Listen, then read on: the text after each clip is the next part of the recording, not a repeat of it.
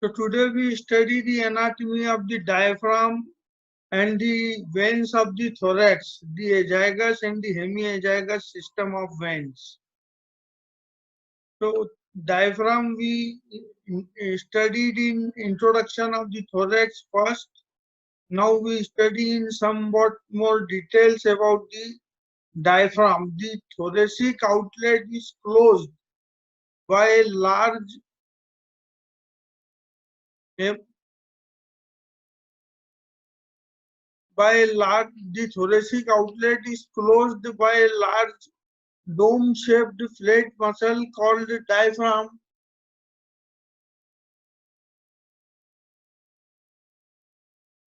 It is also called thoracoabdominal diaphragm. Why it is called thoracoabdominal diaphragm? Because it separates the thoracic cavity from the abdominal cavity. The inferior thoracic aperture or the thoracic outlet is broad and surrounds the upper part of the abdominal cavity. It surrounds the upper part of the abdominal cavity. It is a musculo-aponeurotic structure. Diaphragm is musculo-aponeurotic structure which is attached to the margins of the thoracic outlet. Anteriorly, it is attached to the xiphisternal joint. Posteriorly, it is attached to the body of 12th thoracic vertebra. Laterally, it is attached to the costal margin and 11th and 12th ribs. Laterally बच्चों ये attach होता है costal margin जो कि 7th, 8th, 9th और 10th costal cartilages बनाते हैं और 11th और 12th रिब्स को अटैच होता है on each side. Laterally means on each side. The diaphragm is the principal muscle of respiration, or you may call it the diaphragm is the principal muscle of inspiration. Breathing in का principal muscle है diaphragm. It is dome shaped and consists of peripheral muscular part. इसका जो origin होता है वो peripheral part इसका जो रहता है वो muscular रहता है और central पार्ट इसका फाइब्रस रहता है. सेंट्रल फाइब्रस पार्ट को बोलते हैं सेंट्रल टेंडन. देखिए इसके अंदर इंटीरियर वीना केवा की ओपनिंग सेंट्रल टेंडिनस पार्ट में होती है.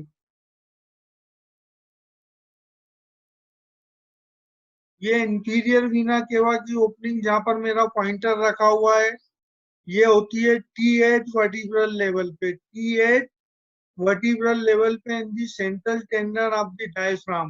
इंटीरियर वीना केवा की ओपनिंग है. ये कौन से स्ट्रक्चर की ओपनिंग है? इंटीरियर वीना केवा. इंटीरियर वीना केवा enters from the abdomen into the thorax, क्योंकि इंटीरियर वीना केवा opens in the right atrium of the heart. इसके साथ में राइट फ्रेनिक नर्व का स्ट्रक्चर पास होता है. इस ओपनिंग इंटीरियर वीना केवल opening से right phrenic nerve is also passed, and this opening is present in the central tendon of the diaphragm at the vertebral level, T8 vertebral level. इसके बाद बच्चों 8 vertebral level T10 vertebral level पे there is opening, major opening of esophagus. जैसे interior vena cava की major opening थी T8 vertebral level पे, ऐसे oesophagus की ओपनिंग है T10 वर्टिब्रल लेवल पे और it is present in the muscular part. It is present in the muscular part. इससे पास होता है oesophagus from the thorax into the abdomen. Oesophagus pass होता है और इससे राइट और लेफ्ट वेगल ट्रंक भी पास होते हैं. ये वाला स्ट्रक्चर है राइट वेगल ट्रंक, ये वाला स्ट्रक्चर है लेफ्ट वेगल ट्रंक, पास होते हैं. और इससे पास होती है oesophageal branch of left gastric artery. Oesophageal branch of left gastric artery also passes through the esophageal opening of the diaphragm, which is placed at the level of T10th thoracic vertebra. तो esophageal opening से कौन कौन से structure पास हो रहे हैं? एक तो पास हो रहा है इससे esophagus, right and left vagal trunk pass हो रहे हैं और oesophageal branch of the left gastric artery pass हो रही है इससे। और फिर एक ये वाला राइट और left crus of the diaphragm के बीच में, इसको बोलते हैं एओर्टिक ओपनिंग। ये T12 वर्टिब्रल लेवल पे प्रेजेंट रहती है। कौन से वर्टिब्रल लेवल पे प्रेजेंट रहती है? ये T12 वर्टिब्रल लेवल पे।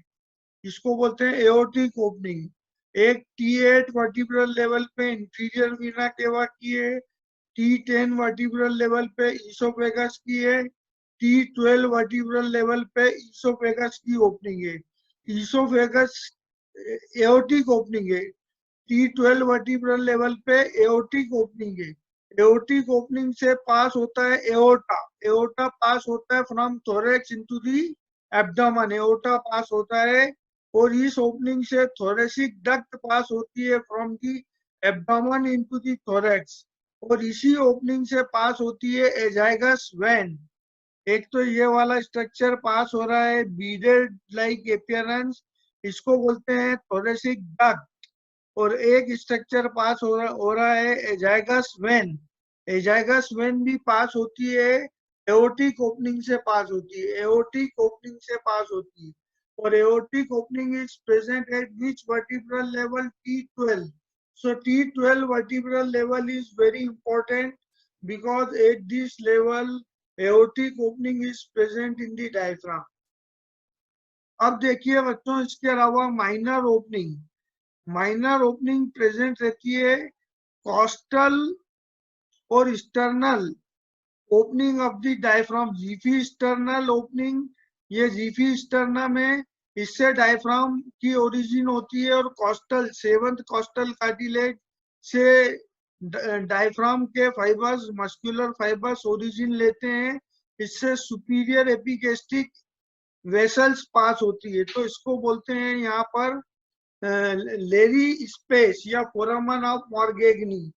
इससे पास होती है superior epigastric vessels from the thorax into the abdomen. इसको बोलते हैं लेरी स्पेस और स्पेस ऑफ लेरीज और फोरामन ऑफ मॉर्गेगनी। इससे पास होती है सुपीरियर एपिगेस्ट्रिक वेसल्स।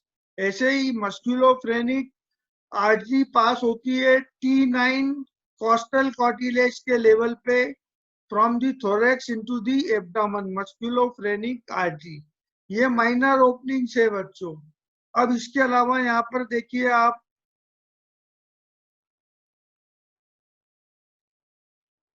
ये लेफ्ट आर्कुएट लिगामेंट है। यहाँ से पास तो लेटरल आर्कुएट लिगामेंट है, सॉरी। लेटरल आर्कुएट लिगामेंट के बीनीथ पास होता है subcostal artery and subcostal veins. subcostal artery and subcostal vein and subcostal nerve. Subcostal nerve and subcostal vessels you may call it, ये पास होती है lateral arcuate ligament के behind. वो medial arcuate ligament के behind on each side पास होती है sympathetic trunk. This is sympathetic trunk which passes behind the medial arcuate ligament on each side. ये देखिए, this is medial arcuate ligament. Medial arcuate ligament के behind क्या pass होता है structure? Sympathetic trunk on each side. And lateral arcuate ligament is this, इसके behind क्या pass होता है? Subcostal nerve and vessels. T12 thoracic nerve को subcostal nerve बोलते हैं।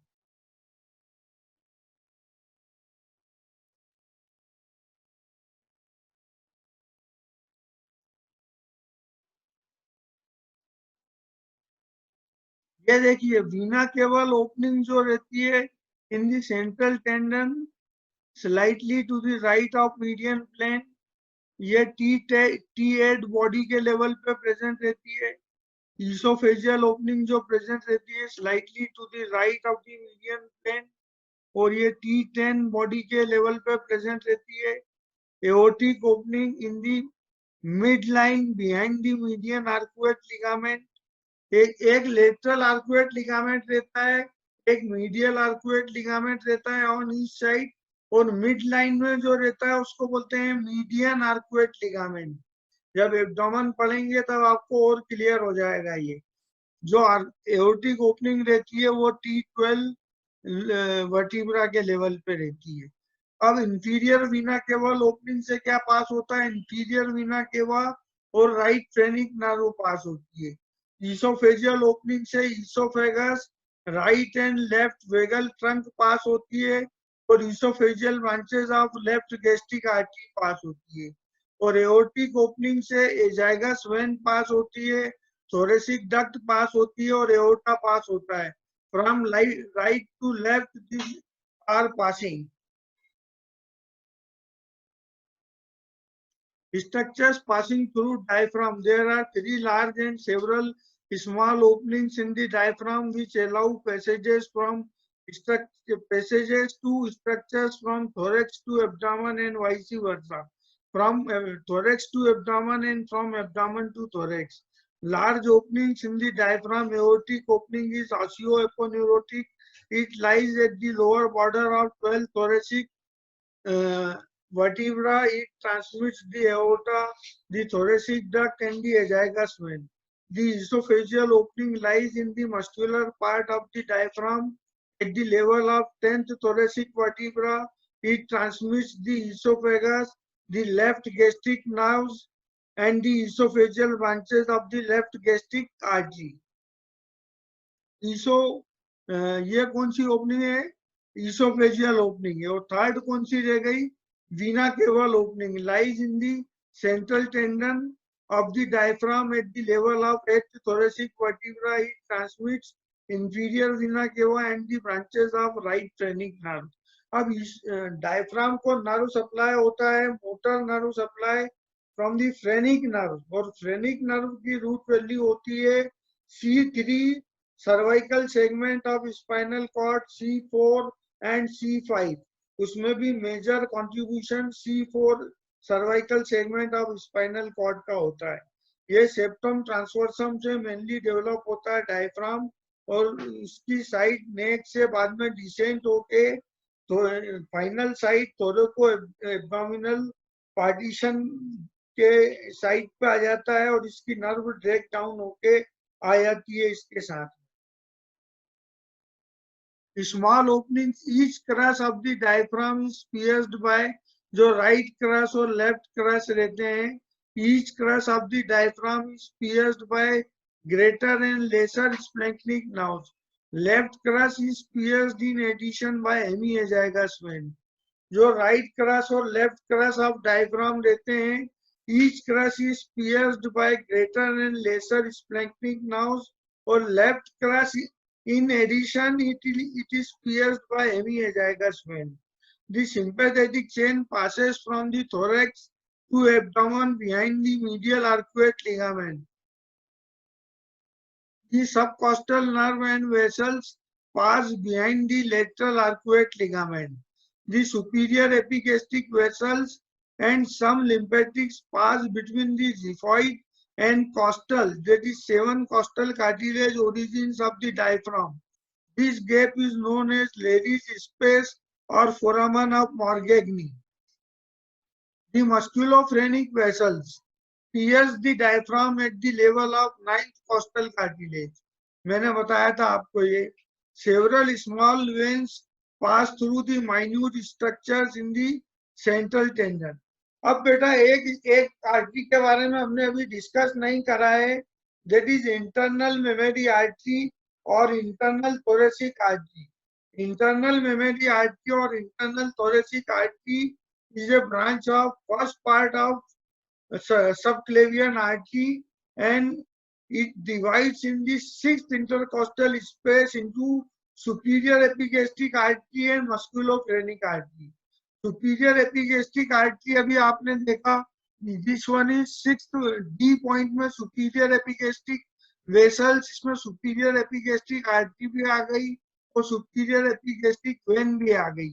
और यहाँ पर आपने मस्कुलो एपिगैस्ट्रिक आर्टरी वेसल्स में मस्कुलो एपिगैस्ट्रिक आर्टरी और मस्कुलो एपिगैस्ट्रिक वेन, तो मस्कुलो epigastric artery and superior epigastric artery, these are the terminal branches of internal thoracic artery. An internal thoracic artery is a branch of first part of subclavian artery. Internal thoracic या internal mammary artery is a branch of subclavian first part of subclavian artery. Internal thoracic artery को ही internal mammary artery बोलते हैं. इसकी और branches है pericardiaco-phrenic artery, perforating artery, mediastinal arteries and other arteries.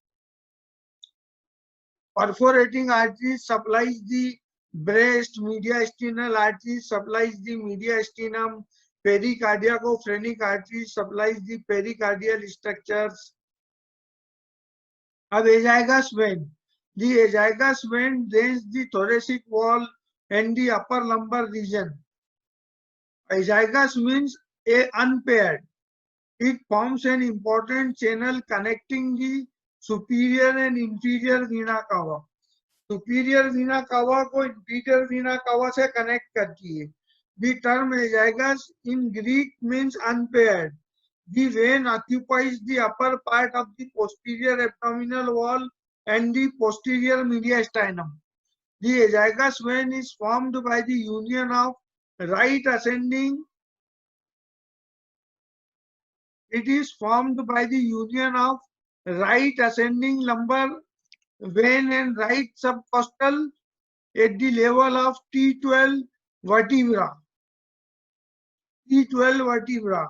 It terminates at the level of T4 vertebra into superior vena cava. T4 vertebra पे actually में hilum of the right lung is grooved by azygous vein. Hilum of the right lung is grooved by azygous vein. जैसे कि hilum of the left lung is grooved by arch of aorta.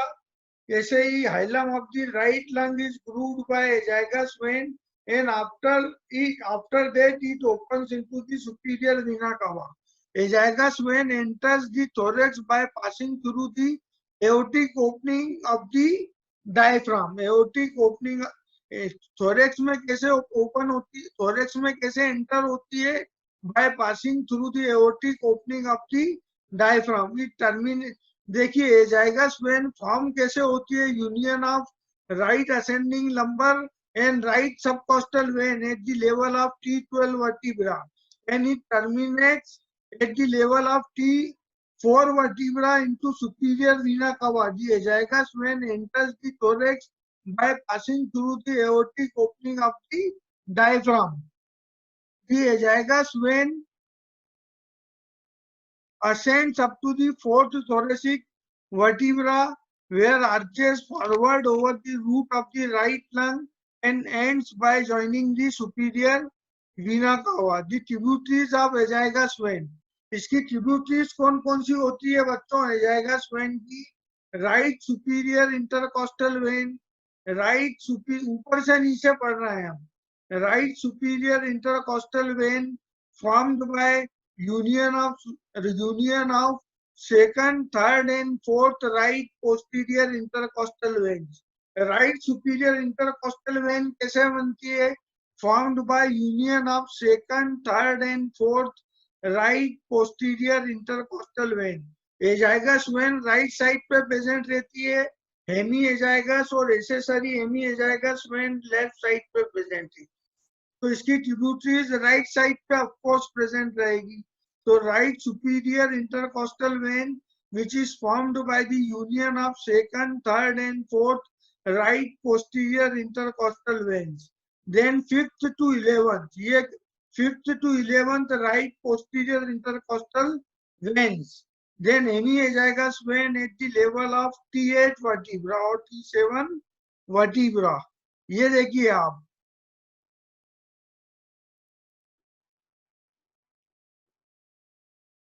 this is superior vena cava.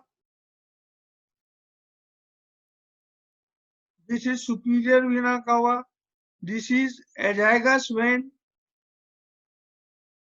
Second, third, and fourth posterior intercostal vein. A right superior intercostal vein drains into the azygous vein. Then fifth 6th, 7th, 8th, 9th, 10th, and 11th. Posterior intercostal vein drains into the azygous vein. Then it is formed by the right ascending lumbar vein, subcostal vein, and this is lumbar azygous vein. Lumbar azygous vein. Lumbar azygous vein behind the inferior vena cava रहती है, इससे formation होता है azygous vein का. And after its formation, azygous vein enters the thorax with the कौन सी opening से enter करती है? ये एओर्टिक ओपनिंग से एंटर करती है. सो और इसके अंदर देखिए यहाँ पर हेमी एजाइगस वेन भी इसके अंदर ओपन होती है at the level of 8th thoracic vertebra. और एसेसरी हेमी एजाइगस वेन भी इसके अंदर ओपन होती है at the level of 8th thoracic vertebra. Upper border of 8th thoracic vertebra पे accessory hemiazygos vein open करती है और lower border of the 8th thoracic vertebra पे हेमी एजाइगस वेन ओपन करती है. तो this is about the azygos vein. Azygos vein यदि superior Veena कवा ऑब्स्ट्रक्ट हो जाए तो सुपीरियर वीना कवा का ब्लड राइट एट्रियम में एजाइगस वेन के थ्रू पास होता है, क्योंकि इंफीरियर वीना कवा भी राइट एट्रियम में ओपन हो रही है.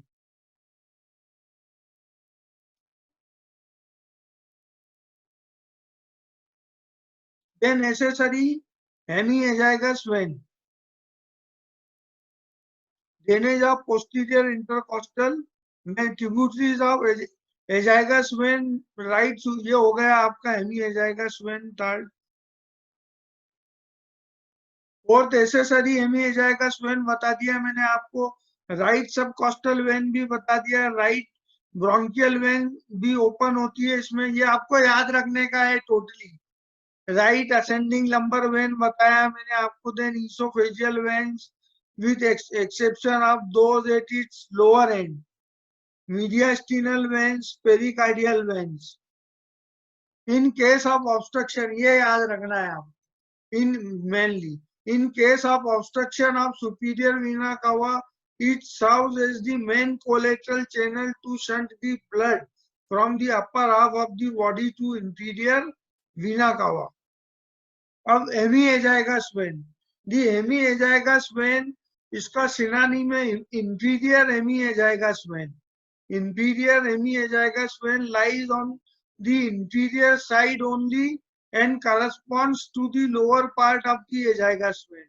It corresponds to the lower part of the azygous vein. That is, it is the mirror image of the lower part of the azygous vein. Mirror image of the lower part of the azygous vein. Formation: hemiazygous vein is formed on the lower side, similar to the azygous vein by the union of left ascending lumbar vein and the left subcostal vein. It may arise from the posterior surface of left renal vein. Pores, it pierces the, ये मैंने आपको बताया था अभी. Left crus of the diaphragm को piers करती है Hemy azygos vein. और कौन कौन से स्ट्रक्चर पियर्स करते हैं left crus of the diaphragm को, मैंने बताया था आपको. आपको याद होगा lesser and greater splanchnic nerves. It pierces the left crus of the diaphragm and ascends vertically in the front of left side of vertebral column up to the level of T8 vertebra. At T8 vertebral level, it turns to the right and crosses in front of vertebral column posterior to aorta and esophagus and thoracic duct, posterior to aorta, esophagus and thoracic duct, and terminates in azygous vein. ये terminate हो रही है azygos vein में. It means it is a tributary of azygos vein. Tributaries of hemiazygos vein: lower 3, 9th to 11th left posterior intercostal veins. These are the tributaries of hemi azygous vein. Left subcostal vein, left ascending lumbar vein, small esophageal and mediastinal veins. Accessory hemi azygous vein. अब बेटा accessory hemiazygos vein upper part में present है, accessory hemiazygos vein इसका synonym है superior hemiazygos vein, superior hemiazygos vein lies on the left side only, ये भी azygos term है मतलब अनपेयर्ड है, lies on the left side only and corresponds to the upper part of the azygos vein, mirror image of the upper part of azygos vein. The accessory hemiazygous vein begins at the medial end of the left fourth or fifth intercostal space and descends to the left side of the vertebral column at the वही वैसा का वैसा ही है इसमें भी, at the level of T8 vertebra it turns to the right, passes in front of the vertebral column posterior to the aorta, esophagus and thoracic duct to terminate in the azygous vein. Its tributaries of accessory hemiazygous vein, fifth to eighth left posterior intercostal veins, left bronchial veins sometimes.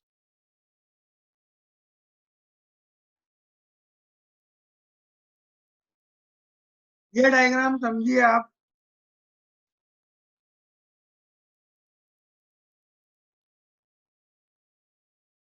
ये left internal jugular vein है, ये left subclavian vein है.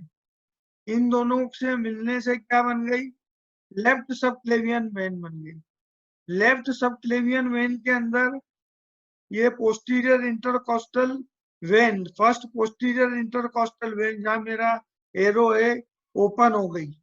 फिर ये second, third और fourth posterior intercostal vein left superior intercostal vein के through directly left brachiocephalic vein में open हुई.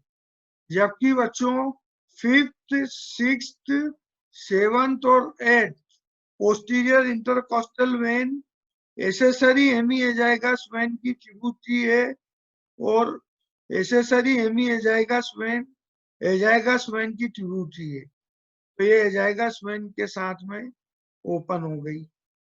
अब यहाँ पर देखिए हेमीएजाइगस वेन, हेमीएजाइगस वेन ये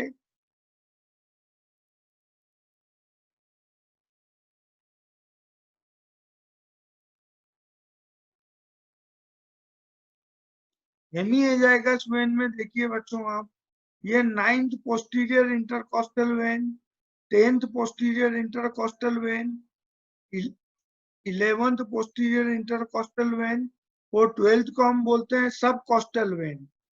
और ये लेफ्ट असेंडिंग लंबर वेन और ये लेफ्ट रीनल वेन. इससे भी समटाइम्स डायरेक्टली हेमीएजाइगस वेन अराइज हो सकती है, असेंड हो सकती है. असेंड कर रही है ना बच्चों एब्डोमेन से.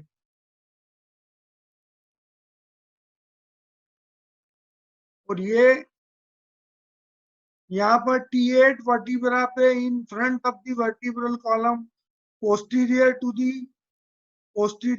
कौन कौन से स्ट्रक्चर्स हैं? Oesophagus, trachea, oesophagus and thoracic duct in front of the vertebral column they open in the azygos vein. और एजाइगस वेन की ट्रिब्यूटरीज कौन कौन सी है? ये एजाइगस वेन है.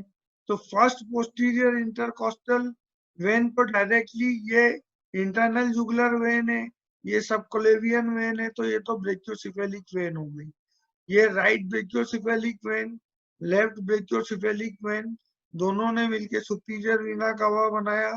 सुपीरियर वीना कवा राइट एट्रियम में ओपन हो गया. फिर इसके बाद में ये एजाइगस वेन. ये क्वेश्चन हम आपको स्पॉटिंग में रखते हैं. राइट लंग के हाइलम पे नीले कलर से ग्रू कर देते हैं और पूछते हैं कि hilum of the right lung, hilum of this lung is grooved by which structure. तो नीले रंग से ग्रू होगा वो तो राइट लंग होगा और वो स्ट्रक्चर क्या होगा? Azygos vein. और यदि लाल कलर से, पिंक कलर से वो ग्रू होगा तो वो लेफ्ट लंग होगा और वो स्ट्रक्चर क्या होगा? एओर्टा, आर्च ऑफ एओर्टा होगा. क्या होगा वो? Arch of aorta. because the hilum of the left lung is grooved by arch of aorta और hilum of the right lung is grooved by azygous vein. अब देखो, ये second posterior intercostal vein, third posterior intercostal vein, fourth posterior intercostal vein, ये right superior intercostal vein, it is a tributary of azygos vein. ये azygos vein में open हुई. अब मैंने आपको बताया था 5th to 11th, कितनी हो गई 5th to 11th? काउंट करो, 5th, 6th, 7th, 8th, 9th, 10th, 11th, यानी 7 इंटरकॉस्टल हो गई events. They are the tributaries of azygos when.